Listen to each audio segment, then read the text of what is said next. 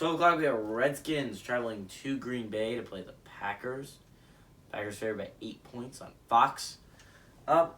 Redskins, in my opinion, the most disappointing team. I think there's an argument to be made. Colts are extremely disappointing this year. San Francisco's really disappointing this year. But I've got to hand it to the Redskins being as disappointing as they come. You're talking about a team that a lot of people were hyping as a possible NFC Championship team. Like, remember, this was the team that a lot of people were comparing to the 49ers 2 years ago. A team that went to the Super Bowl a lot because of their defensive front, a quarterback that could game manage. And you can blame some of it on injuries, but a lot of it has to do with the players themselves. Ryan Fitzpatrick going down in the first game, obviously not ideal. But still an injury you should be able to come back from. Heineke's a decent enough backup. The fact is, outside of Terry McLaurin, receivers aren't getting open. The offensive line's not protecting him. It's just bad. It is really bad in Washington. Because outside of Terry McLaurin, who are you going to throw to? Because Curtis Samuel's out once again. You got Adam Humphries. Cam Sims is out. You got De'Ami Brown.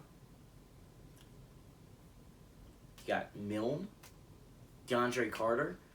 These guys you want as your top receiving options? No. No, you don't. And the fact is these guys aren't getting open. Not to mention Logan Thomas goes down, who's easily your second best threat on the team.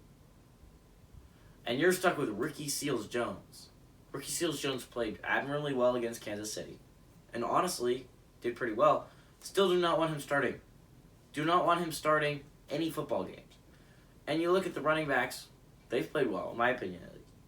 Gibson and J.D. McKissick, I don't blame a lot of this on the offense. The defense has been goddamn atrocious, guys. You're talking about a front four that was considered to be one of the best front fours in the NFL. You're talking about Chase Young, Jonathan Allen, Daron Payne, Montez Sweat, all from first-round draft picks. Not to mention Tim Settle and Matthew Ioannidis, two of the best depth players in all of football.